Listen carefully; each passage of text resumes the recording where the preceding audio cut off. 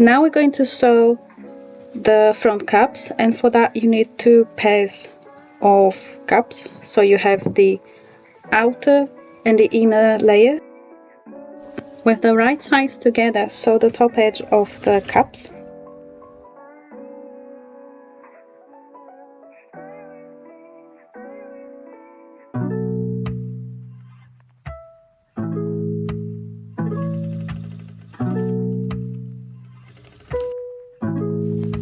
Press the seam flat as you've sewn,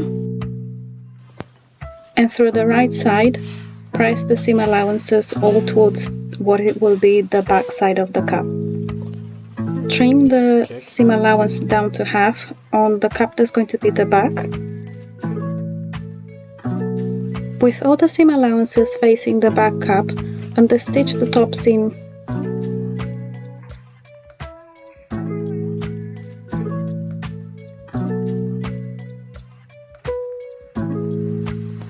Now we're going to press the cap's wrong sides together to keep the top edge flat.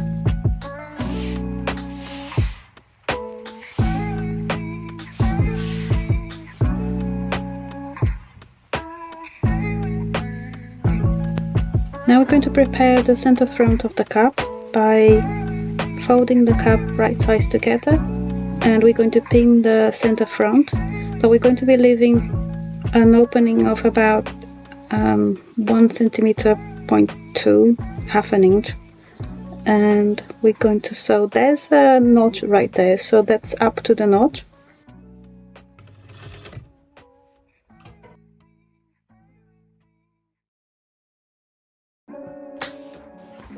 I pressed the center front flat, and then now we're going to press the seam allowance towards the back cap. Now we're going to turn the cap's wrong sides together, and I'm just arranging the opening on the center front with a pin, and then we press the center front.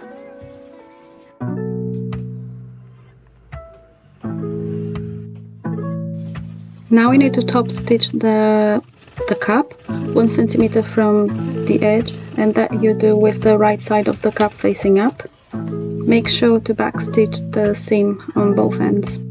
We're going to create the gathering stitches at the bottom of the cap, so following the notches, and here I'm highlighting where they are so they are visible for me, and I'm going to stitch using a 5 millimeters long stitching within the seam allowance of the cap, so within 1 centimeter, and I repeat that twice.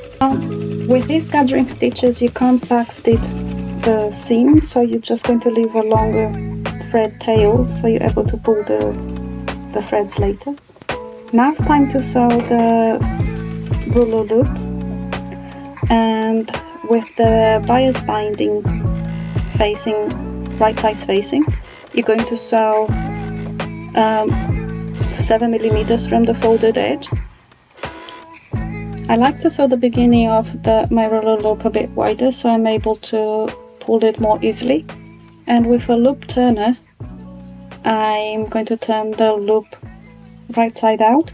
You can use a safety pin, but depending on how wide the Rouleau loop is you might not be able to get the safety pin in, so in this case I'm using a loop turner. Once I have the Rouleau loop facing the right side, I pin it to my ironing board and I press it flat, just trimming the ugly ends where the seam is a bit wider. With the help of a safety pin, I'm going to insert the Rouleau string into the front cap, and once I get to the armhole side I'm going to pin it in place and take it to the sewing machine and machine base within the seam allowance, so I have the Rouleau string secured in place. Got kick.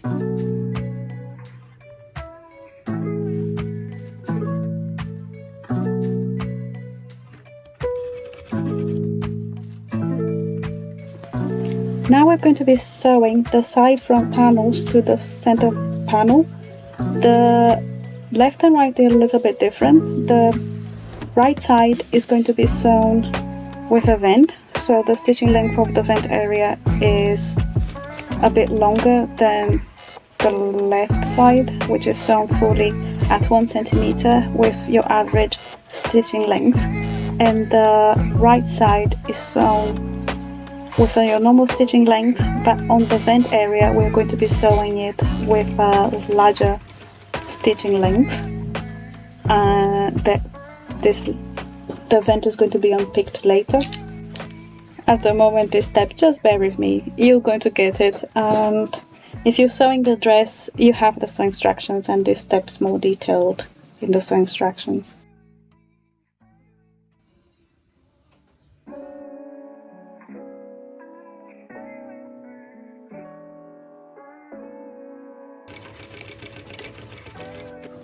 Now we're going to press all the seams that we've just sewn flat, so this way the stitches, they sink into the fabric and releases any tension that was built.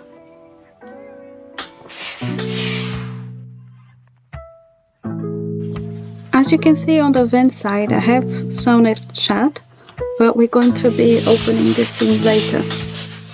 Wrong side of the fabric, press all the seam allowances open.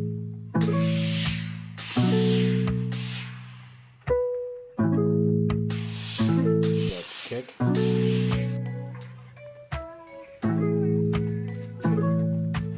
Repeat the same step on the vent side of the dress. Things like this I like to press over a sleeve board, because it raises the work away from the table and I just press exactly what needs to be pressed. So now we're moving on to the pressing the vent. So the vent's going to be pressed open first, and then you have the raw edges. If necessary, just trim some of the frame fabric, and then we press it under on both sides of the vent, and this is going to hide the raw edges, and each side of the vent is going to have about 7 millimeters wide. Now you can see how each side is hidden under. At the top of the vent where the back stitch was made, I'm going to mark with the chalk where my seam is going to pivot, and in a continuous seam I'm going to sew the sides of the vent in place 1 millimeter from the folded edge in a continuous seam.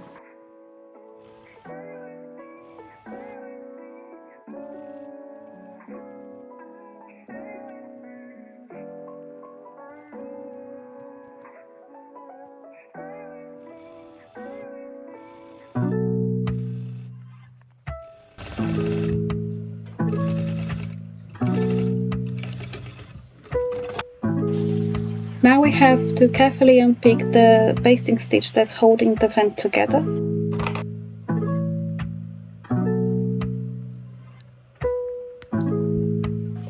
With the vent unpicked, press it flat.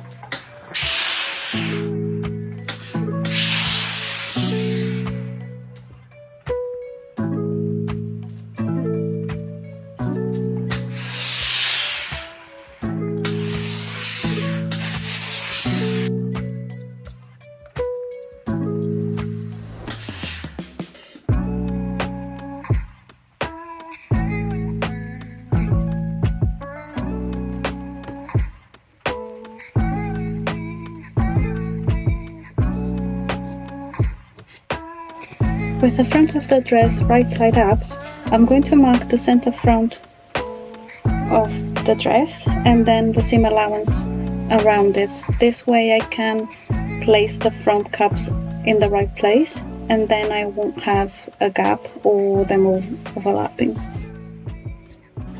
Roughly gather the bottom edge of the cups, and following the notches on the front panels of the dress, place the cups in place with the outer cup facing the right side of the dress.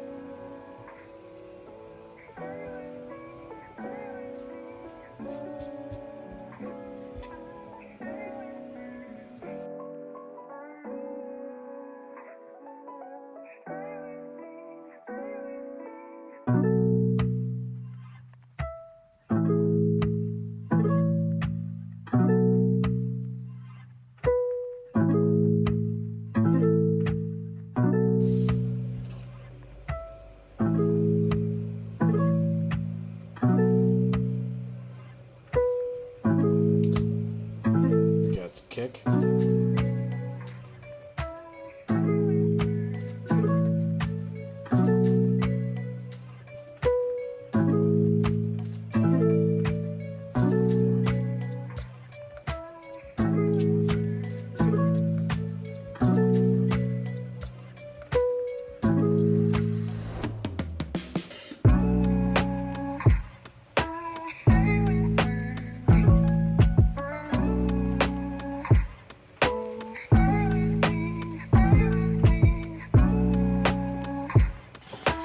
With the right sides facing, sew the cups to the front panel at 1 centimeter, and when getting at the center of the seam, place your needle down and pivot.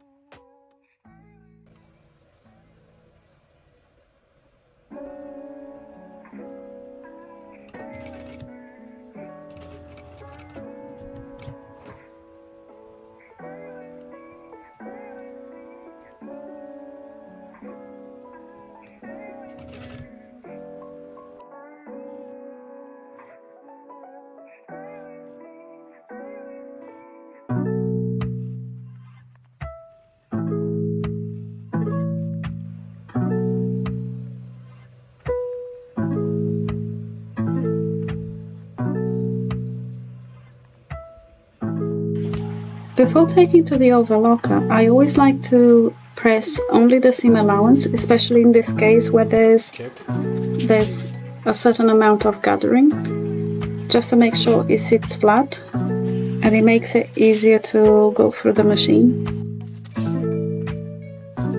With the back side of the cup, right side facing up, I overlock the edge.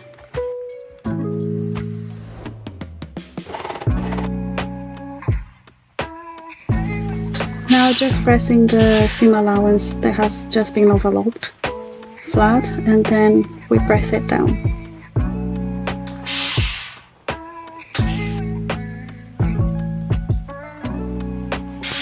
When pressing the seam allowance down towards the skirt of the dress, make sure you don't press too hard, because you won't want to have the imprint of the seam allowance on the right side of the dress, so be very gentle here.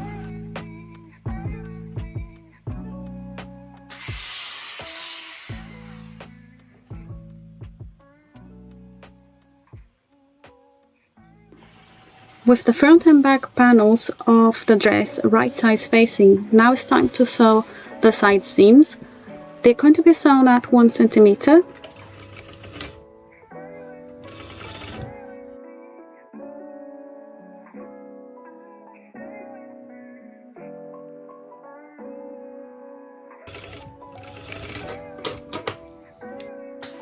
And now press the seam flat. With the front of the dress facing up, overlock the side edges. Press the side seams flat as you have sewn, and then press them towards the back. Easy. When pressing the seam allowance towards the back, I like to use a sleeve board for that. This way I have the work above the ironing table, and it's just so much easier that you just get to steam one area of the dress without wrinkling everything else.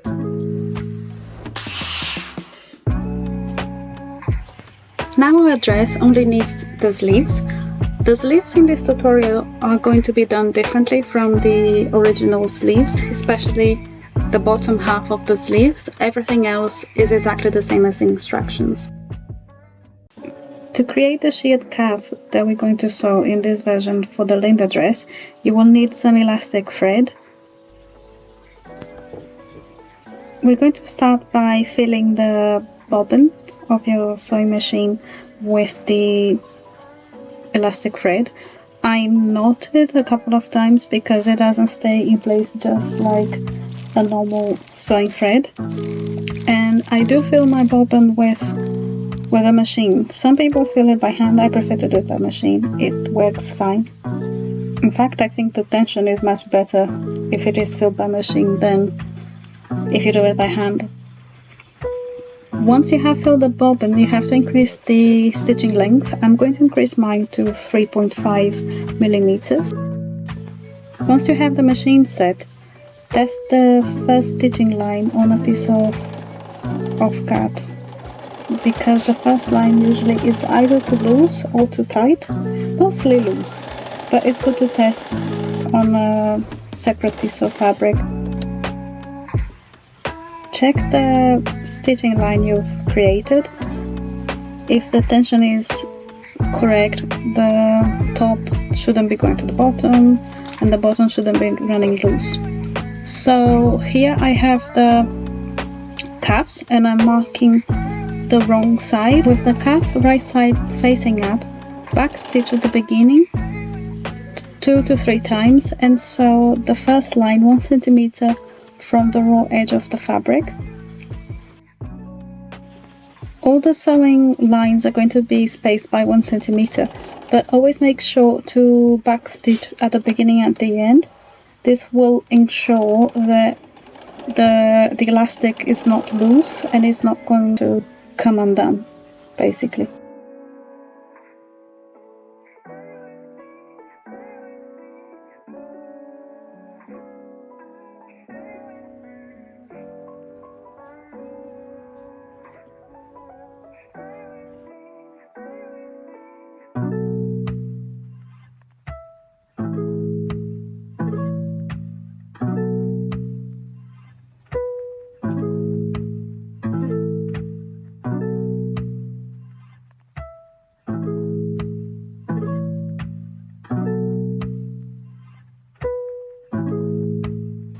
You can sew as many lines as you want. The least lines you sew, the bigger the ruffle at the end, and the more lines you sew, the smaller the little ruffle at the end.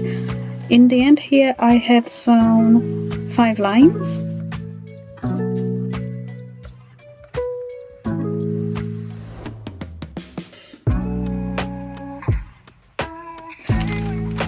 Now we're going to be preparing the sleeves, and I'm just going to mark the wrong side of the sleeve so I don't get confused. As I said, my fabric is very similar both sides, so this way I don't get confused.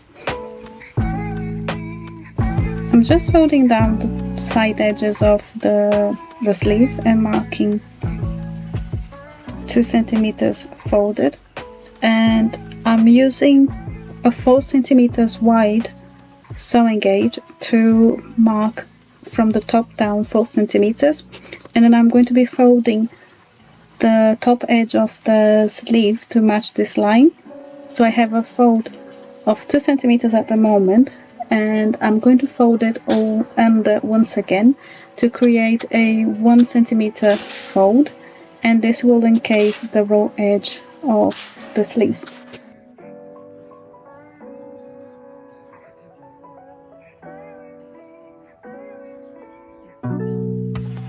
Now we're going to be sewing a tunnel on the top edge of the sleeve.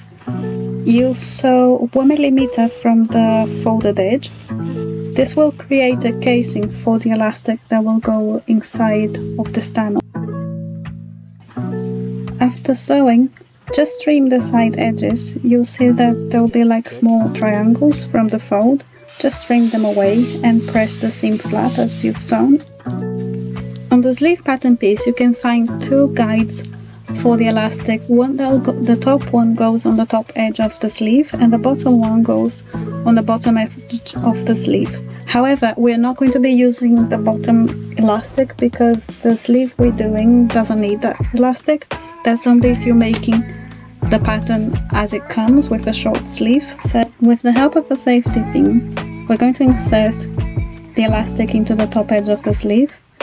On the other side of the elastic I like to add a small pin, so as I'm feeding the elastic through the small tunnel at the top, the elastic doesn't get all the way into the sleeve and is safely stopped by the pin on the other side.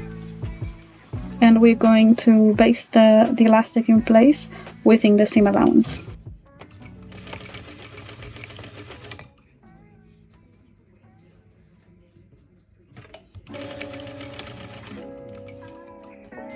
With the sleeves right sides together, sew the inseam at 1 centimeter from the raw edge.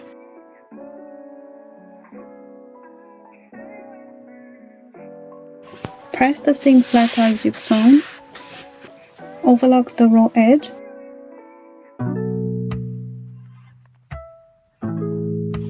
Press the inside seam as you've sewn. With the help of a sleeve board, press the sleeve seam towards the back side. With the sleeve right side up, press the sleeve to the right side without leaving any imprint of the seam allowance. I'm going to divide the bottom of the sleeve into 4 quarters. Notching the bottom of the sleeve at each quarter will allow me later to attach the cuff more easily. For now, I'm just going to be sewing a couple of lines of shirring elastic to reduce the size of the cuff. With the sleeve right side up, I move the needle towards the right, 5 millimeters from the raw edge, and I sew my first line of shirring. Once again, I will move my needle to the centered position on the machine, and I'm going to sew the second line of shirring. It's still within the seam allowance because these lines are not going to be visible from the right side of the fabric, so they need to be hidden inside of the seam allowance.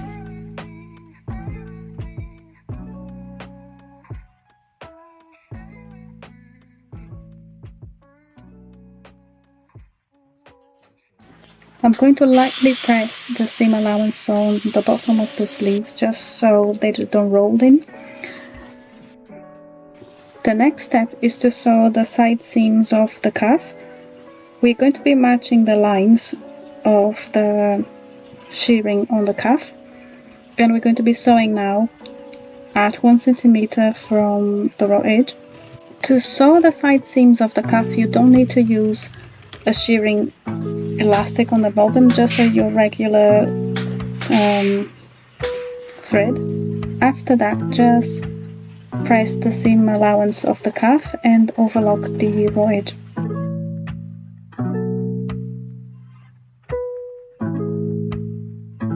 Get kick.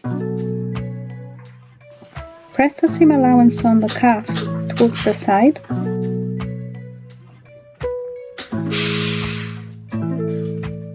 I'm going to be hemming now the bottom edge of the cuff with a pin hem. Fold the raw edge about 5 millimeters and sew at 1 millimeter from the folded edge.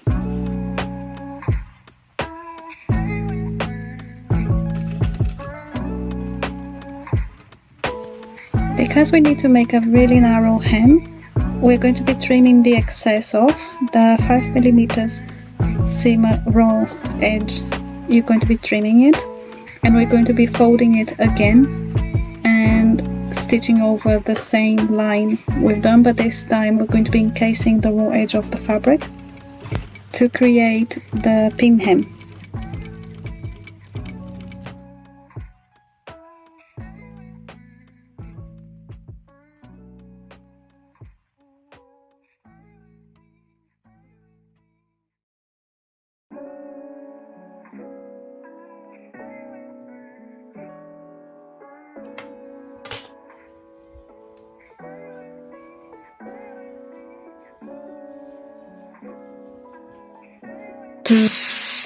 At this point the cuff is essentially ready, and now we can attach it to the sleeve. But first let's steam and shrink the cuff a little bit more to create the shirred effect. Now we're going to be attaching the cuff to the sleeve, but first we need to mark the sleeve and the cuff into quarters and match these quarters once we have the cuff and the sleeves right sides together. Get kick. Match the cuffs and the sleeve at the side seam and at the remaining markings. The sleeve will be a little bit bigger than the calf, so you need to stretch when sewing the two of them together.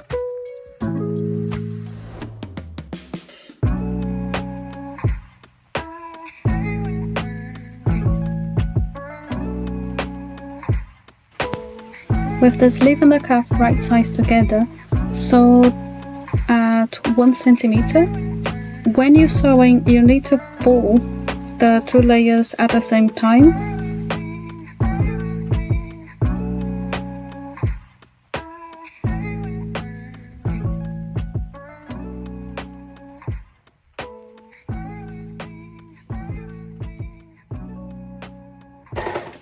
Overlock the edges together. Don't forget to pull as you're sewing.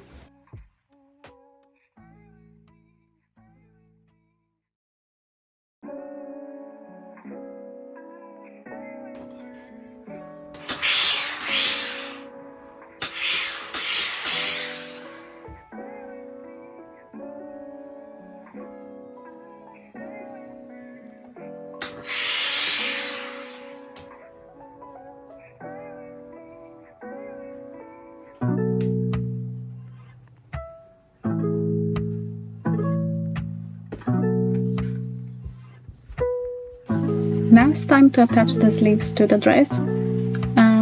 The front and the back of the sleeve, they have different notches. The double knot goes towards the back and the single knot goes towards the front.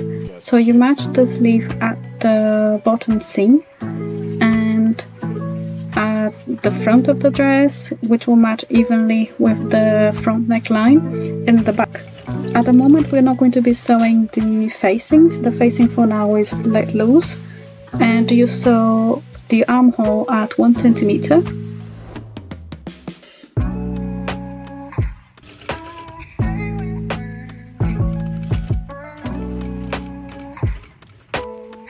The front of the dress needs to match even, and on the back the sleeve matches at the seam.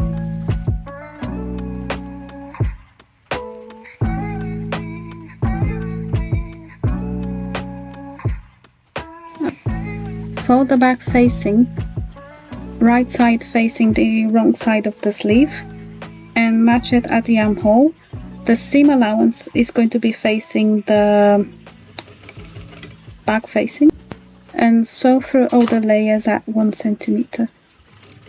At this point I would advise to try on the dress and check if you're happy with the length of the elastic, otherwise you can go ahead and overlock the armhole.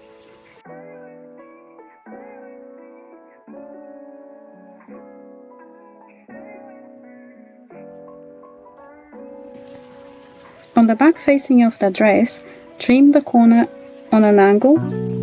This way you will remove the bulk and it will make it easier to turn the facing.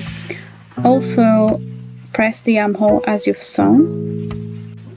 Turn the back facing right side out and press it flat.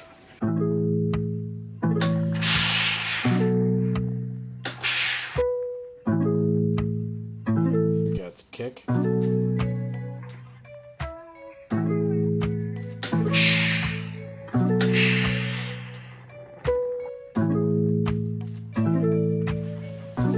On the front side of the dress, we need to trim the overlock stitches. However, we're not going to trim, we're just going to tie them together and thread the threads into a needle and insert some of it back into the seam allowance and trim the excess. This way the overlocker stitches aren't going to unravel later.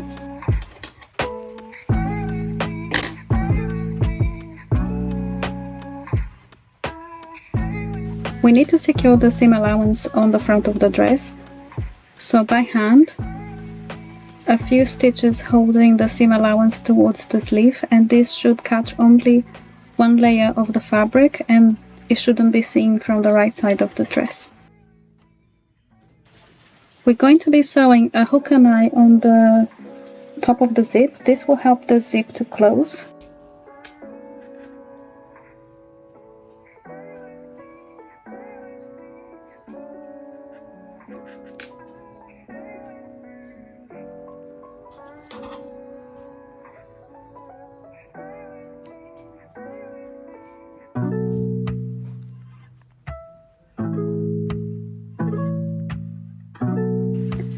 Now it's time to even out the hem. I have my dress on a dress form, but you can have it on yourself and have someone else to help you to mark.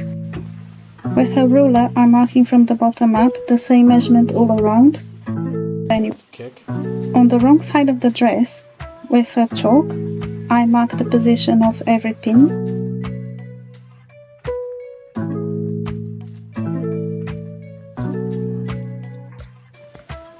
And I average the heights of the pins with a ruler.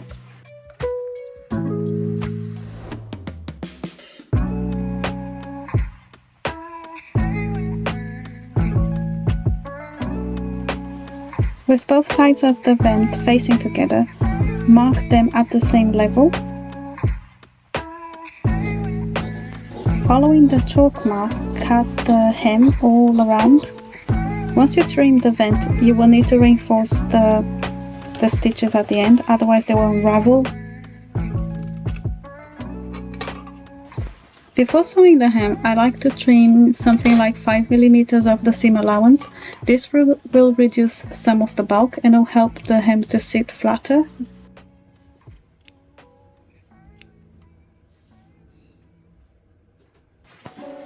Fold the hem at 7 mm wide and sew at 1 mm from the folded edge.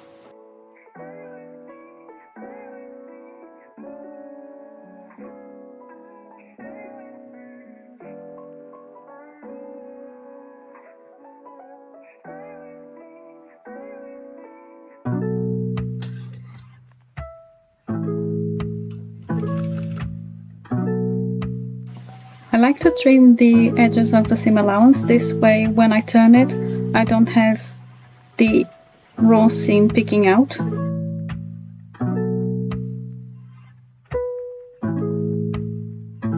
Get kick. Once again, fold the hem at 7 mm and sew following the previous stitching line at 1 mm from the folded edge.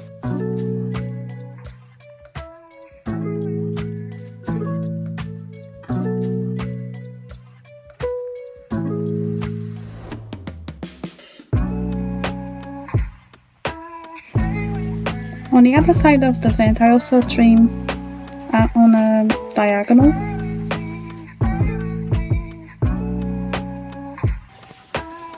Now press the seam flat as you've sewn.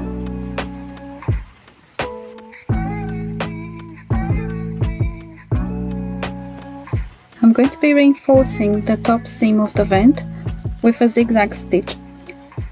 I'm going to be adding, to secure the vents together, a piece of plastic tape on the back side of the vent.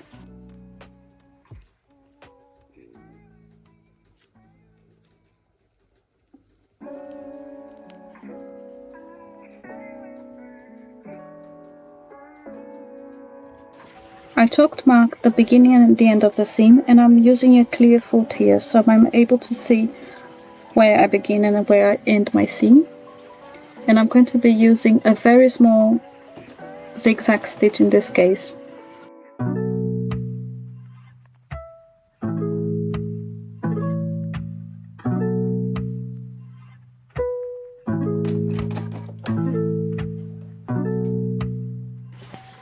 I recommend using a plastic tape because it's very easy to remove, as you can see. Get kick. Now you just need to steam the top of the vent and we're done. Depending on how long the Rouleau loops you made are, you may need to trim it, and then you can tie small knots at the very end. And we're done with our Linda dress. I hope you enjoyed, and I hope you enjoy sewing it. And if you're looking for the pattern is in the description box below. See you next!